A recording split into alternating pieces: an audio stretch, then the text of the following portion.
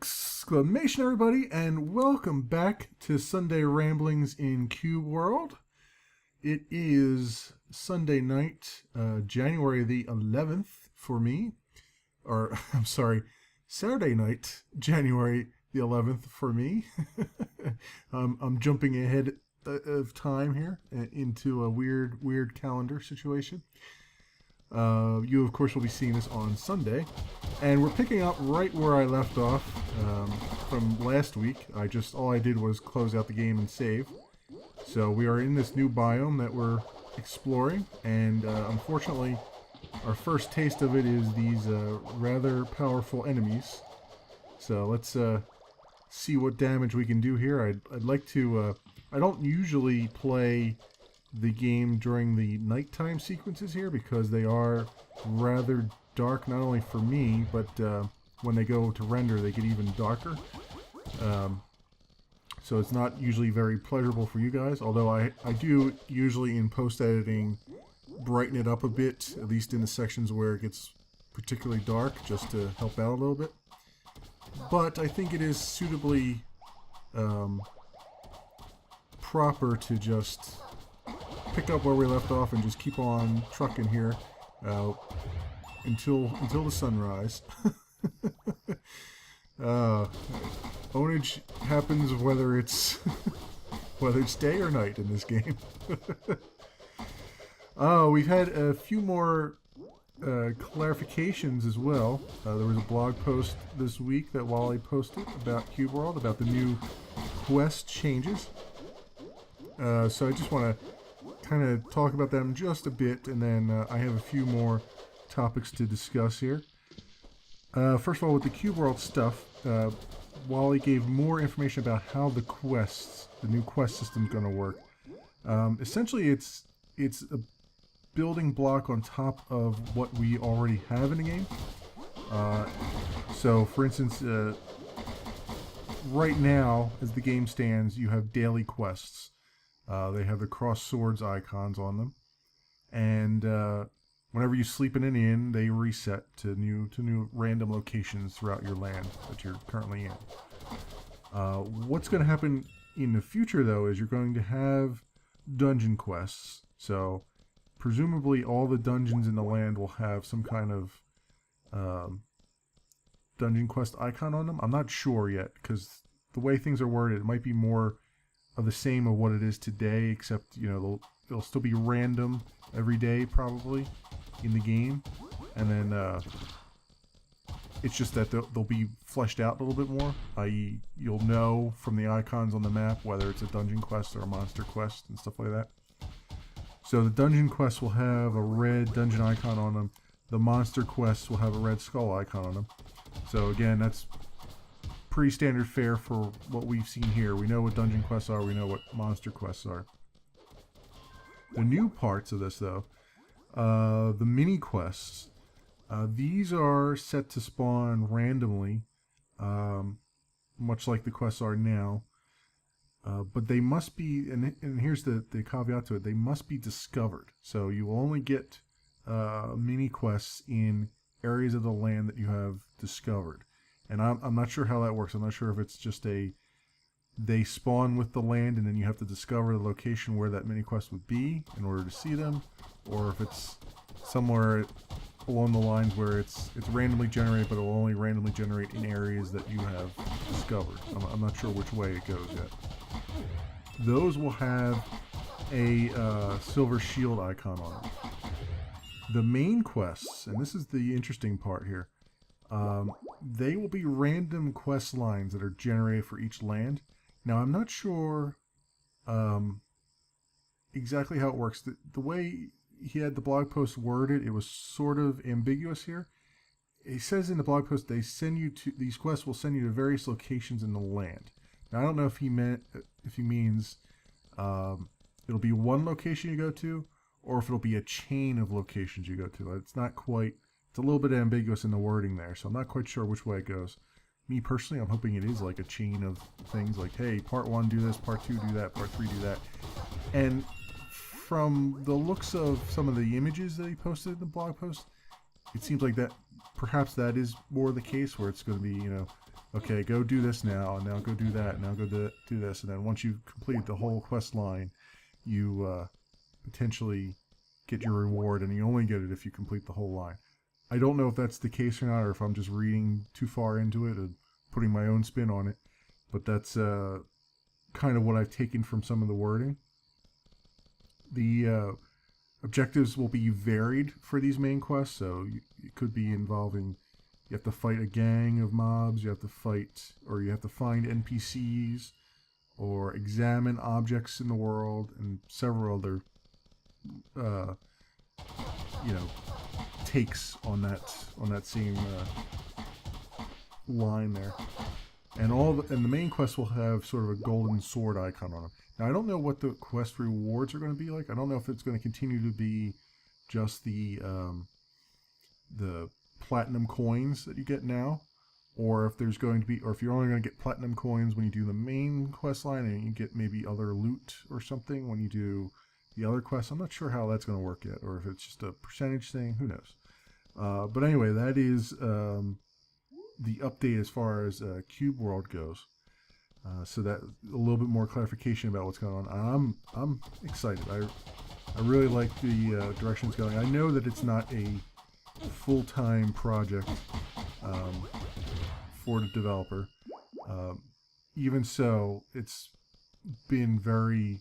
I know it's been a long time here. I mean, we're coming on maybe 6 months now since the initial alpha release, and there was only one patch so far.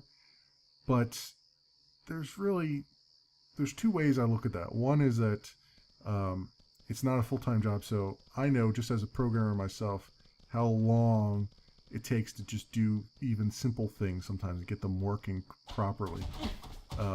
And I don't program games either, so I can only imagine how much harder it is when you're doing game development. But the other part of it too is that for an alpha game, okay, now I play lots and lots of alpha games. I mean, I troll Kickstarter a lot. I download demos and all this stuff. My side quest videos are widely varying, the things that I put up there. And there's plenty more sitting on my hard drive right now that I haven't recorded for whatever reason. Maybe there's not enough content yet, or I don't feel like I can do it justice yet, or whatever. And I gotta say, the quality that I've seen in Cube World here, like for instance, I mean, it's alpha. Yes, there's alpha quality here, and yes, it still has some wrinkles in it. But after all the time I've put into this game here, into this alpha game, I've only had it crash to desktop, I think, twice. the entire time I've played this. And that to me is a level of quality you don't get by releasing early and often. There's a big push in programming circles. Agile, be agile, release early, release often, get your stuff out there, and then get as many eyeballs on it as you can so that the bugs flesh out and fix the bugs and all that stuff. And there's nothing particularly wrong with that. You see that happening a lot with all these alphas. How many times you download an alpha, it doesn't work, or there's a lot of bugs in it still. And you are essentially alpha testers. You are QA testers. You're helping these developers out by the fact that they don't have QA testers to do all their stuff. They test it as much as they can, but I can tell you, as a programmer, you never test your own stuff well. It's just because you know how stuff is supposed to work, and what you really need is for people who don't know how it's supposed to work to go in and do all the things that you hadn't thought of, and that's how you find these bugs, right? Given all that, this game has been really stable, which means, Wally spent quite a lot of time sitting on it where, testing it and retesting it and just getting it to a state where it would be to this point where there really hasn't been that much in the way of patches needed or crashes or workarounds needed right now. So So me personally, it doesn't really matter how long it takes, honestly, because I'm still enjoying the hell out of it, and I would rather the quality that we've already seen continue.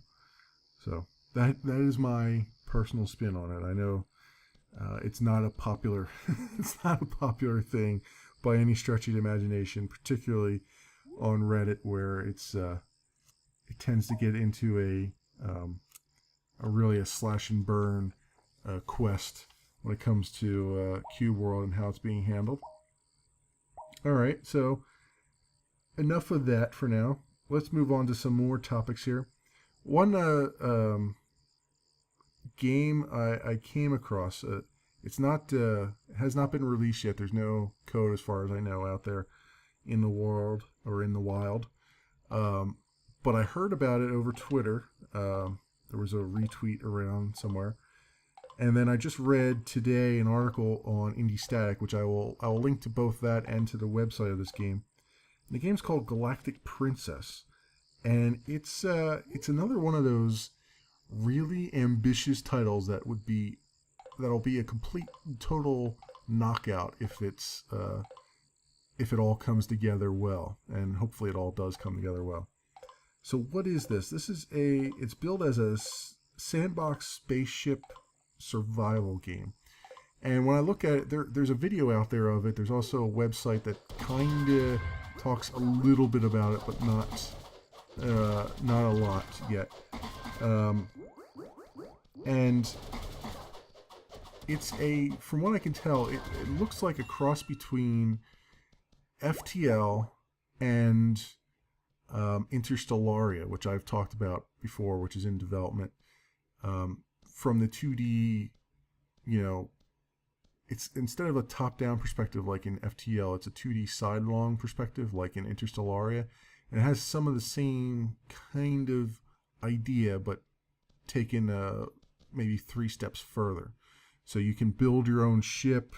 There is physics in the game, so if you make your engines wonky, your ship will be wonky. This is the Rocketeer in me talking right now. This is the rocket engineer. You can again, the way the game plays is you and your crew are smugglers. So you can smuggle all kinds of contraband and also slaves. You can have a whole brig that you build on the ship that to hold all of your alien slaves that you're smuggling around or selling or doing whatever else with. And part of the game is a lot of the interactions with your crew and the interactions with your systems on your ship. So you have to sort of manage your crew's mental health, and you have to manage your ship at the same time. There's also, from what I understand, pets involved and whatnot. And I'm getting all this information from the Indie Static article because the Galactic Princess website says none of this. From what I can tell, it says very, very little. Maybe if I had trolled around on the forums a little bit more, I might have found something else. I don't know for sure. But on top of all that, they are, and I think this was all broken by NeoGAF, which I have not been on the NeoGAF forums in far too long. I need to jump on there again and see what I'm missing. But according to their website, they're planning on having a Kickstarter. What it says on the website is mid-January, mid this month. Hopefully that holds the plan. Who knows? Maybe it'll be a little bit later. Maybe it'll be early February. But that'll be something to keep your eye on, something to take a look at once they get the Kickstarter up there. And I know I'm intrigued enough that it's on my radar, and I'm probably gonna send some money their way once they open it up for said contributions. Cool. I just put up a video, a side quest video today, Saturday, for a game called Eden Star. Now this, I followed it a little bit on its IndieDB page. and I kind of lost track of it a little while into it. And at some point, I believe it was the previous Humble Bundle, maybe Humble Bundle 9, maybe, or 8, one of those, I ended up getting the, I believe it was part of that, and I ended up getting the demo, combat demo, and I'm assuming potentially the alpha comes with that. I'm not quite sure. All my Humble Bundle page says is the demo, so I don't know what additional thing might come of that. But even if I have to put down more money for it, I don't care. I think it's looking like an interesting game. It's it's sort of a take on it's how can I really describe this? It's reminds me a lot of Sanctum, the game Sanctum, where it's a first-person shooter a tower defense game that was turned into a first-person shooter. So it had mechanics of both in it. This is not necessarily tower defense. It's more like base defense. It's more like horde modes in your favorite game, like Call of Duty or something like that, where you just fight endless waves of mobs until try to survive as long as you can. So in that respect, it's kind of more akin to Minecraft survival, where you're basically thrown onto a planet and you're given, in this case, you're given an Eden kit, and it's basically your base of operations. It's your mining colony thingamajigger. So you go around, you can mine resources, you dump them into the Eden kit. It gives you usable products out of it, and then you go around and build up your base or your defenses, so your turrets and all that fun stuff. And you just fight the indigenous mobs of the planet, and then eventually go around and explore and try to find new areas and whatnot. So that is a really interesting one. If you want to take a look at it, you can take a look at my video. I wasn't 100% happy with how I did the video, because I ended up, I did cover all the bullet points that I wanted to cover, but I ended up having a lot of sort of scattered brain moments in there, because the game right now, the combat demo, doesn't have a volume control on it, and I purposely keep my volume at like 50% on my machine while playing games, because I don't want it to. I want to make sure that I have the same volume every time I record something, so that if I adjust it in the video editing software, I have some baseline to know that this is what it was actually recorded at. And as I was recording that, I have my one ear on a headphone and my other ear clear, so I can hear myself talk, so I don't sound weird or sound too low key. And during that recording, the game audio just kept blasting in my right ear here, and it kept messing me up as far as my concentration and my timing and all that stuff, because I just couldn't I felt like I was talking over myself or talking over someone. But despite that, if you can look past that, I do actually get into the game a little bit, and it's only a combat demo, so can't expect much, but I do get through. I do get a good look at it anyway. So that's Eden Star. There was an update just this week from the Pulsar Lost Colony guys. This is a Starship bridge, captaining simulator sort of thing, that kind of like Artemis, except it's all in game. There's no multiple windows that you have to manage, and it is cooperative. Everybody has a avatar that you all of your bridge stations have, and they can be run by AI as well. So the whole 9 yards on that one. I just wanted to the only update I have for that, I wanted to congratulate them. They just sent out an update that they're now working on the game full time recently. So that's awesome. I can't wait to see that game. I backed them on Kickstarter, so at some point, hopefully, we'll have a good alpha or beta in our hands, and it'll be I think it'll be a fun little romp game. So, at the very least, it would probably, if it's multiplayer, which sounds like it's going to have to be.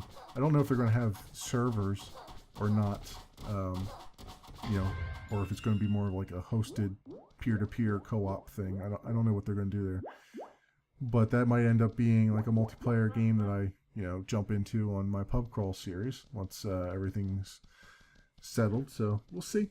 It's on the list. Speaking of the Humble Bundles, Humble Bundle 10 just came out this week, the beginning of this week, and I actually bought into it because I like some of the games in there kind of intrigued me, so I wanted to get a hold of them. In this one is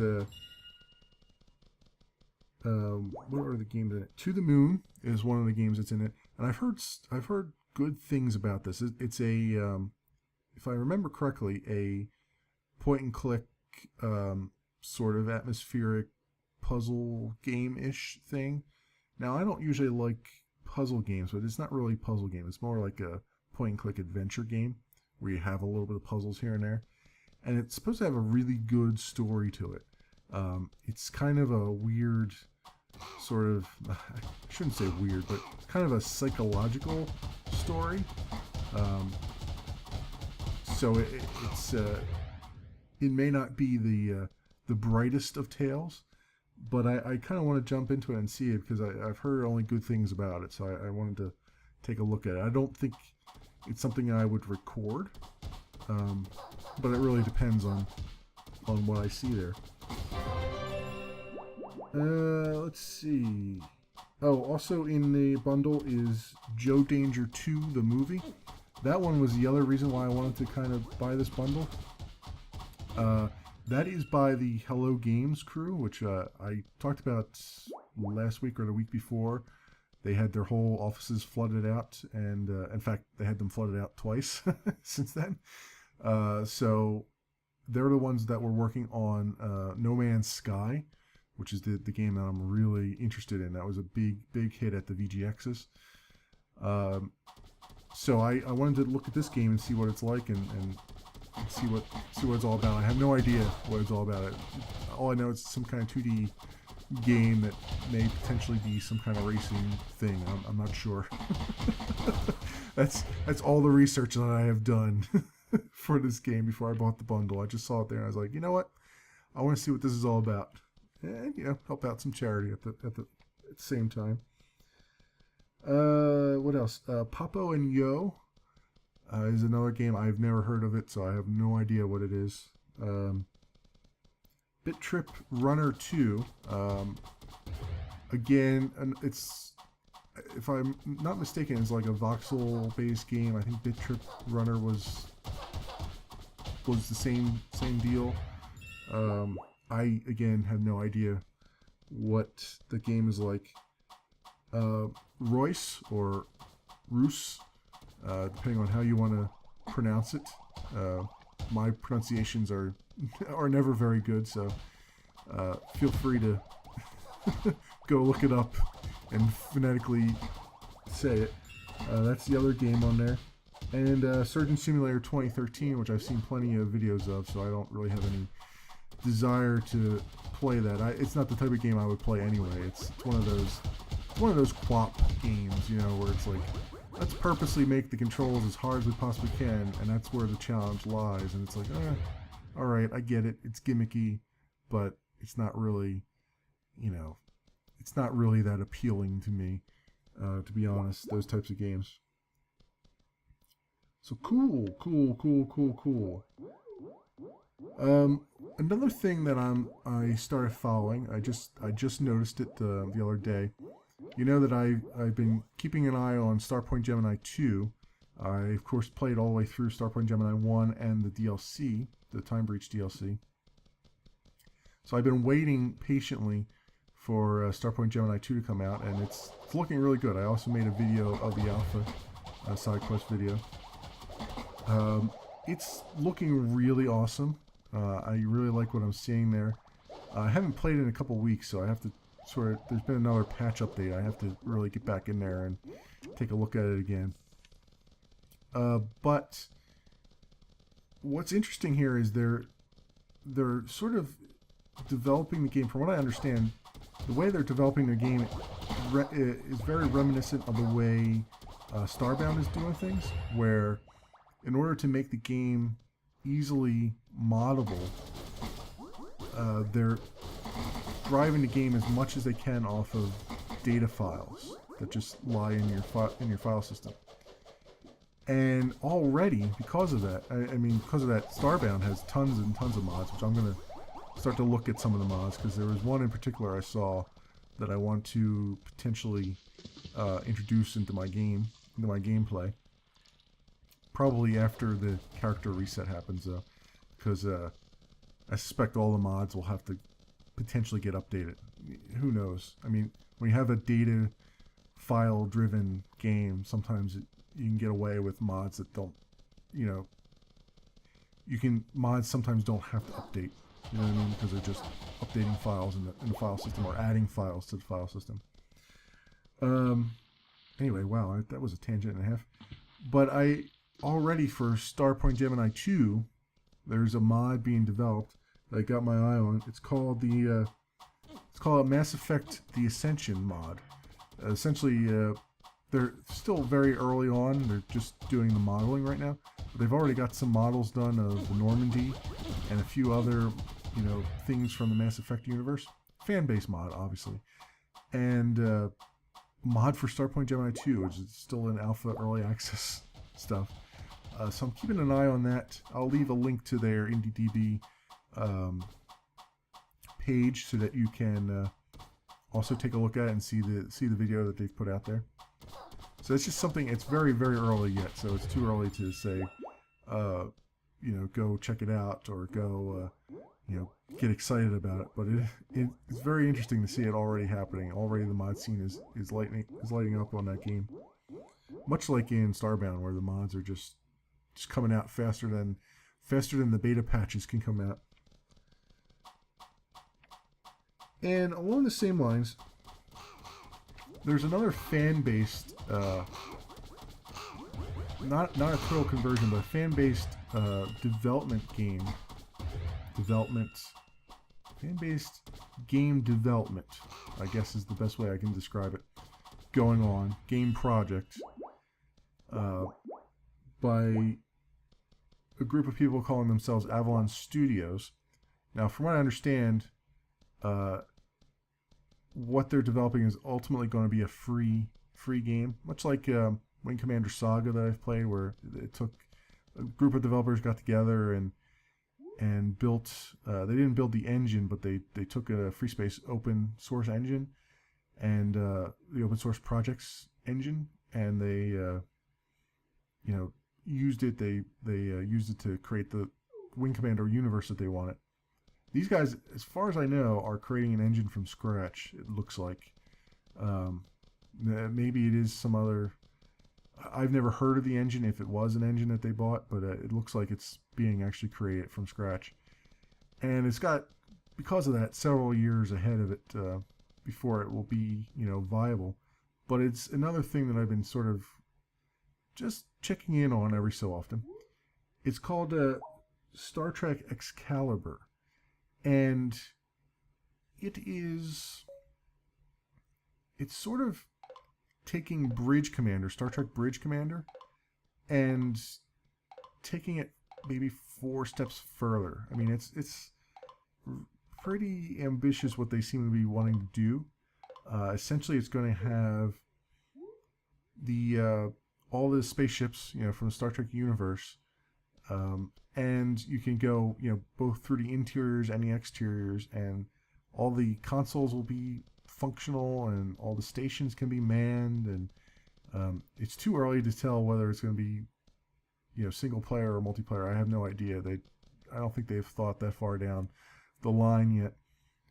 but it's going to be story driven, much like Bridge Commander sort of was like, okay, here's your missions, go and do your thing. This one is going to be, given that it's a bunch of Star Trek fans, it's going to be probably pretty, um, following the canon as quickly as it possibly quickly. Whew, there go my words. Following the canon as closely as it possibly can, as well as trying to give us us Star Trek fans, a Star Trek game that we can really enjoy. And again, in order to do that, they're gonna have several more years of development before they can get to that point. But they some of the information that they have released on it so far, or some of the goals they have released on it. The story is going to take place 6 months after the events of the Star Trek Nemesis movie, which is the by far the worst movie in the Star Trek franchise. I mean, it's like all the actors forgot how their characters were supposed to behave, almost more so than in Insurrection. Insurrection wasn't the greatest either, but it was at least a little bit more tolerable. Of course, I might be a little bit bitter too because Nemesis they killed off my favorite character. So so don't take the bitter ramblings of an old man like me. Just you might want to go check it out for yourself, just to see the train wreck in action. But given that they want to focus the story on the sort of political turmoil that happens after the 6 months after Nemesis, and it's sort of a build up, right? It's at that point in the Star Trek timeline, the Star Trek canon, right? The Federation, and really the Alpha Quadrant for that matter, has had maybe about a decade of conflict and war at that point. And we don't know what really happened before that. We don't know, we know what happens in Kirk's era. And we know back then that there wasn't a whole lot of war and conflict, but, there was psychological conflict, but not really all out war and fighting. So they had a lot of, there was prosperity there, and there was some peace. What happens though in the events of Next Generation, and when Next Generation starts out, it starts out very much the same way. But then around season 3, when we get the Borg, Q sends the Enterprise out to deep space, and the Borg find them. From that point on, things get a lot more dicey and a lot more conflicty. And apparently our piranhas here want to grow some legs and walk on land. That's pretty funny, actually. Here I am talking about bugs in the game, not having seen too many, and there's 4 just vibrating in front of my face. So the shape of the Star Trek universe at this point, right after the Borg incident, the Borg then find their way to Earth. They destroy a bunch of colonies along the way. Whole big massacre at Wolf 359, which sort of irrevocably changes the Federation. From that point on, that was sort of, as a lot of commenters on the Star Trek TV series will show, that was sort of their 9/11 almost, where suddenly they start getting really heavily security conscious and very paranoid almost in some of their dealings. And you see that a lot in Deep Space Nine more often, when they with a lot of the conflicts that happen there, particularly around Earth, and with the when the changelings and whatnot come into power. The Dominion War really just sends people over the hill. I mean, just sends them right over the cliff. They get very, very anxious. The whole quadrant's at war at that point. Even before that, in Next Generation, when we were introduced to the Cardassians for the first time and all that stuff, they're still, you know, and the Bajorans for that matter, they're just getting over. The Bajorans are just getting over an occupation and by the Cardassians, and then that carries over into Deep Space Nine and all the dealings there. And yeah, so at that point, and then of course in the unfortunate canon events of Nemesis, we get the Remans for the first time coming into play, which is sort of they're pegged as a subclass of Romulans that live on the I believe the moon of Romulus, and they basically Shinzon rips a new one into the Romulan Senate, which was already reeling. I mean, their Tal Shiar was pretty much dismantled, along with the Obsidian Order, the Cardassian Obsidian Order, by the Dominion. They were completely dismantled in one big epic battle on the Founders' homeworld that they were already prepared for. They actually enticed into happening so that they could weaken them purposely. So they're already reeling from that, and then the Senate itself just gets completely wiped out by Shinzon, and they're hurting pretty good. And then based on that, there was the idea in the Star Trek reboot was that the Romulans already at that point, the Vulcan's Ambassador Spock was already talking about reunification between the Vulcans and the Romulans, since the Romulans were an offshoot of an earlier Vulcan civilization. And right after the Senate gets wiped out, pretty much all the opposition to there being a reunification is kind of wiped out at that point. Star Trek Online talks about it a little bit too, even though that's not really canon. And at that point, 6 months after the events of Nemesis, after the Romulans are pretty much dismantled, anything's going on. There's just turmoil everywhere throughout the quadrant. Balances of power are changing. Alliances are forming.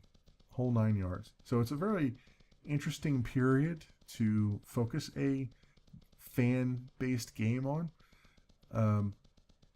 Hopefully they don't go the route of Star Trek Online, which also sort of takes place after 6 months after Nemesis, and start making Federation ships that are ridiculously overpowered.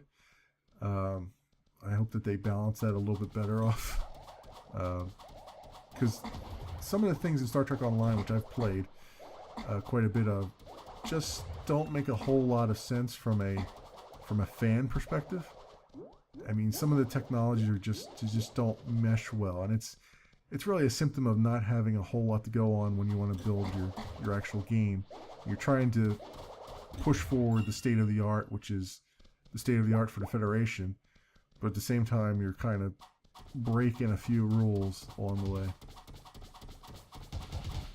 So that whole thing, the whole idea that this fan-based game was being made, it kind of got me thinking about Star Trek games in general.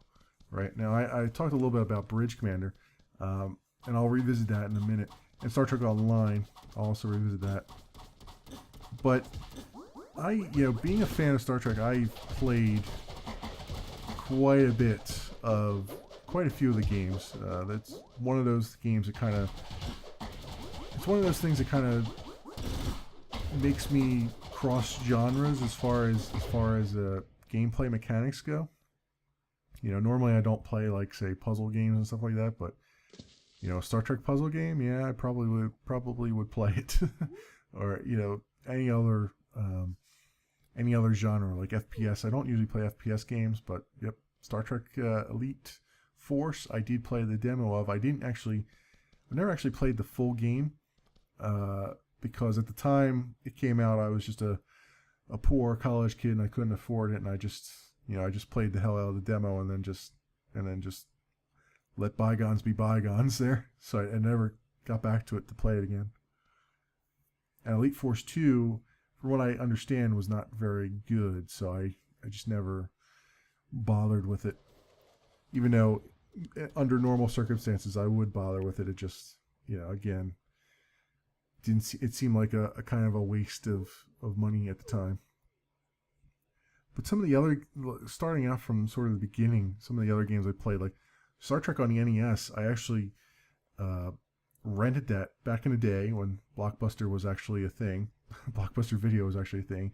I used to rent some games for the NES. We rented, my brother and I rented a lot of games. Um, Star Trek was one of them. And unfortunately, when you have a game rental, you don't always get the manual with it. Sometimes you luck out and you get it, but sometimes you don't. And that game really needed its manual because it was the whole navigation system was based on a star chart that had no labels. So you had to look in the manual to see what each star represented to know where to go next in the game. And if you chose wrong, you just basically got into a battle that destroyed you. There was no forgiveness for getting it wrong. And so I struggled a bit with that. I did eventually find my way to the first level in the game, which if you look at like the James Nintendo Nerd videos on the Star Trek game, I think he shows off, if I remember correctly, the first level, and he has plenty to say about it. But it was okay. You beam down to the planet, and then you have your away team, and you have to do various tasks. It just wasn't that much fun. I mean, if you look at that and then you look at Star Trek 25th Anniversary for the PC, they look almost identical, except that Star Trek 25th Anniversary is far superior in every respect to it. I mean, the story was better, the graphics were better, the way the gameplay mechanics handled themselves were better. The combat was still rough around the edges. It was still very difficult to maneuver and stuff, but you could eventually get the hang of it. So, and I played Star Trek 25th Anniversary, most of it. I don't think I ever got to the end of it. I just got through a good portion of it. I still have that around here somewhere.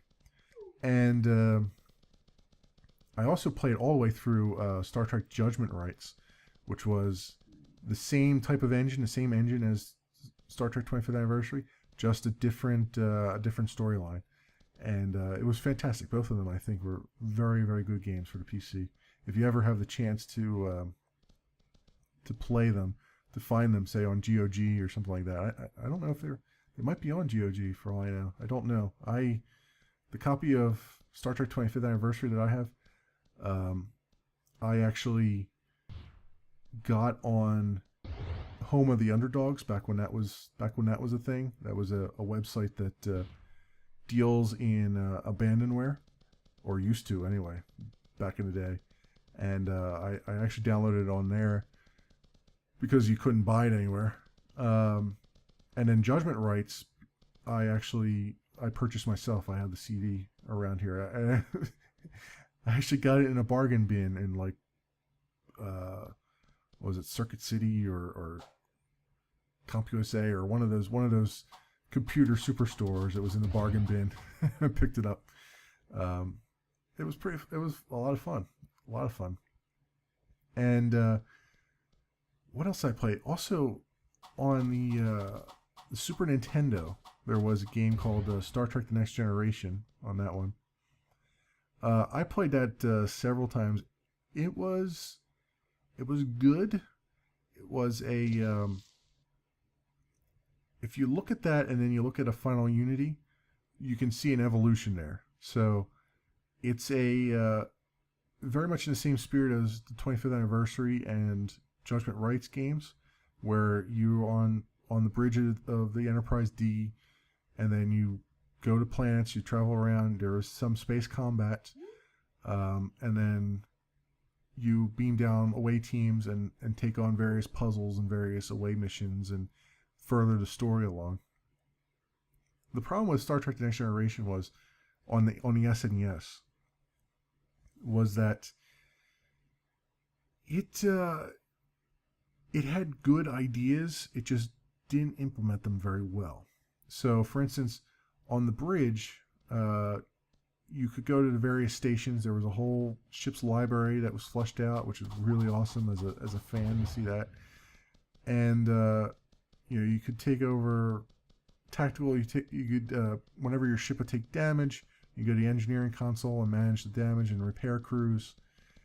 The starship combat would take place from the tactical view, so it was top-down sprite combat that you'd basically look at it as though you were looking over Worf's shoulder, and you'd maneuver your ship around, and you could fire phasers, fire photons.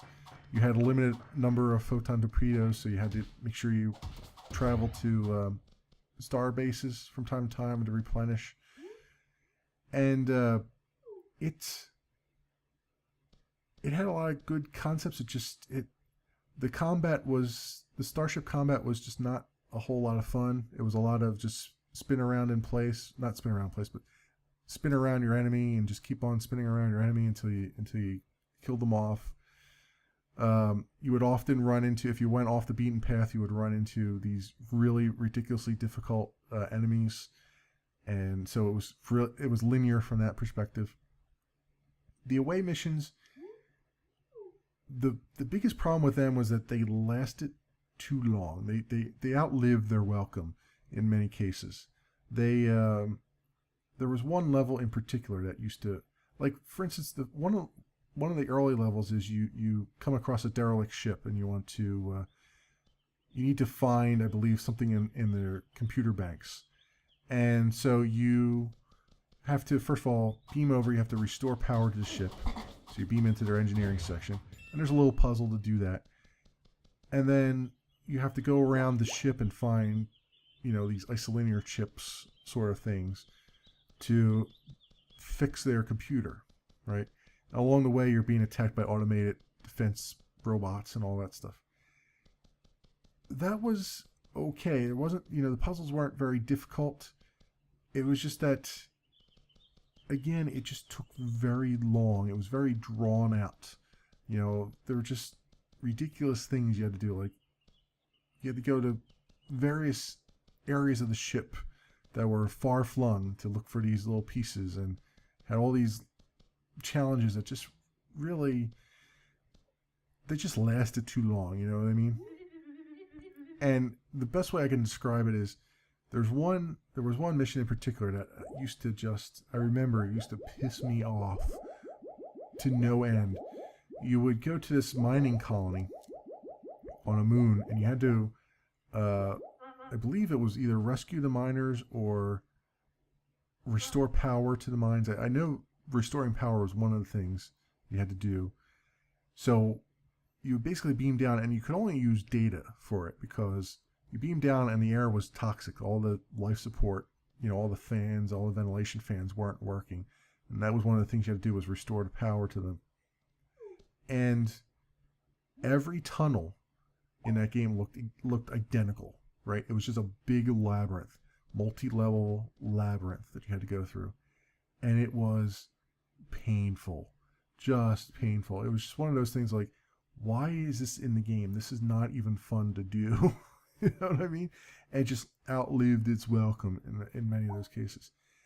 And I wonder, even to this day, how many people gave up on the game right then and there, not realizing that later on, once you got past that hump, the game actually got really good after that. Like, again, some of the away missions lasted a little bit too long, but they were interesting. You know what I mean? At least from a fan perspective, like, getting the story and everything going. But then, I talk about all of that, and then you look at the PC, what I like to call the PC version of it, which was Star Trek: A Final Unity, which came out several years later, I believe, or maybe several years prior, I'm not sure. And that was the same exact concept of what I just said. Better story, much better story, but it also took the best points of Star Trek 25th Anniversary and Star Trek Judgment Rights and integrated them into the whole mesh of it. So you had these away missions that were fantastic. You still had a few things here and there that were a little bit of a pain in the neck, but they were good, fantastic point and click, you know, sort of away missions. The starship combat was pretty good. You know, it was better than most. And you know, it just took that concept and ran with it. And I didn't play through all of Final Unity. I played through maybe a couple hours of it, and then I got distracted as I usually do by other things, and then just never got back to it. But I've watched videos of other people getting through it, and the story just gets fantastic. You really feel like you're playing an episode of the TV series. And then another sort of oddity on the SNES with the Star Trek games was Star Trek Deep Space Nine. I don't know if it had some subtitle on it or if it was just Deep Space Nine. I don't remember. But it was a side-scrolling 2D. It was like a Batman game, like the old Batman game from the NES. It was kind of like that, only with a little bit better graphics. And it was odd. I played it. I rented it and played it, and it was okay. You're on the station. I only think I got as far as the station level, which was the first level. I think I got past that, and that was it. I just sort of had enough of it after that. That was just a weird one. I couldn't tell you to this day. It was interesting to see sort of the time traveling aspects of it. Like you travel back to your to Wolf 359 when Cisco loses his wife, and you have to sort of navigate that and navigate some of the time currents and whatnot. But still kind of it was kind of slapped together. So. And then you get into sort of the really good games, the games that I really enjoyed. Starfleet Command 1 was fantastic. That takes place in the early era, so it was the next generation, or not next generation, the original series era. Starfleet Command 2 takes place, I believe, more into the next gen era. If I remember correctly. It's been a while since I played it. It was more geared towards the online stuff too. Like you went online and did a lot of sort of capture points on the map type of thing. So it was okay, but not as fun as Starfleet Command 1 was, in my opinion. But that you've heard me probably talk about that a little bit in Starpoint Gemini, where it's very much the same way. You're behind your ship. It's a 3D game on a pseudo 3D game. It's on, all the ships are on a 2D plane, so you don't go up and down, but you do go left to right, and you use the mouse to spin your ship around, and you have to get all your hard points, all your phasers pointing in the right direction, and you have to take into account which ones are recharging and all that stuff. Very, very, very similar. It's all hex based too, so it came, I believe, was inspired a lot by the Starfleet Battles board game, which was all hex based as well. So that one was rather fantastic. And then another one that I don't hear a lot of people talk about, but I love the hell out of, was Star Trek Away Team, and that was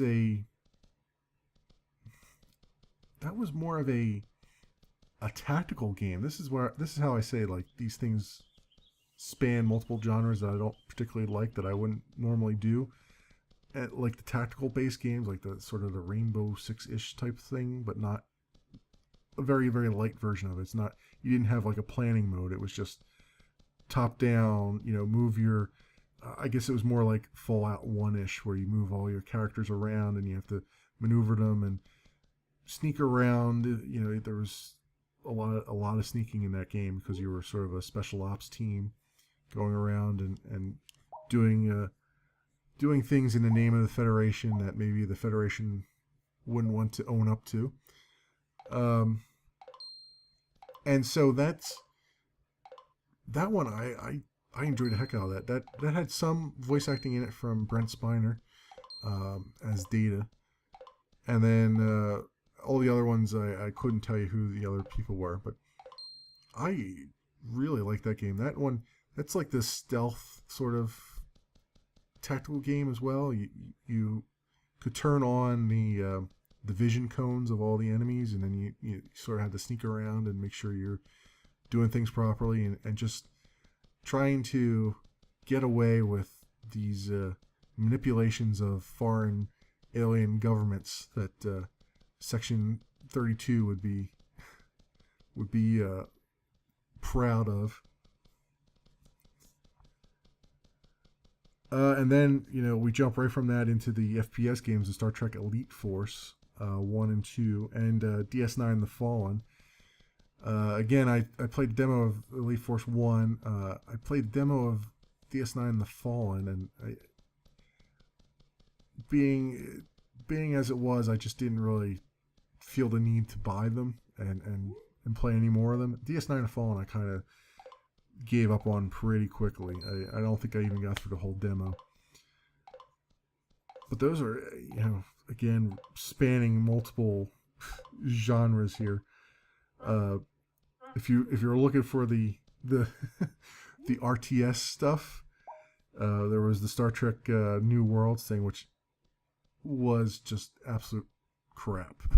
Just crap. I have that sitting around here to CD. It was based in the original series, and it was all planetary based. So I don't know. You try to figure that one out. But anyway, you know what? I've been rambling on a bunch about Star Trek games. I kind of wanted to go off on this tangent because it just felt good to do it. Just talk about the Star Trek games that are out there, and I haven't even touched upon all of them yet. But I think I will table the rest of that. And next time around, we're going to explore some more of this biome, and maybe kick some more ass if we can. I've passed up quite a few of these quests along the way, so I want to get back in my boat here and sail around and see what damage I can do. So, thanks for watching, everybody. I will see you next week.